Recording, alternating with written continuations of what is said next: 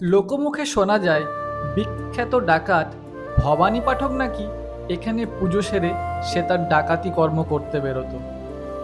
একটা নিম গাছকে কেন্দ্র করে এখানে মাতৃরূপে পূজা করা হয় মা কালীকে। কাটোয়ার প্রসিদ্ধ ঝুপকালী তলা নামে পরিচিত।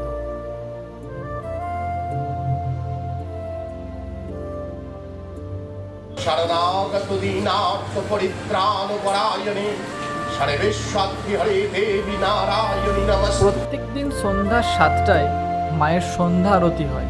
এই সন্ধ্যা আরতির এক নৈসর্গিক সৌন্দর্যতা ফুটে ওঠে মন্দির চত্বরে। লোকমুখে এটাও কথিত আছে রাত 9টা থেকে ভোর 4:30 পর্যন্ত এই মন্দির প্রাঙ্গণে কেউ নাকি থাকতে পারে না। দেখা হবে পরবর্তী কোনো ভিডিওতে নতুন কোনো জায়গা, নতুন কিছু নিয়ে। ধন্যবাদ।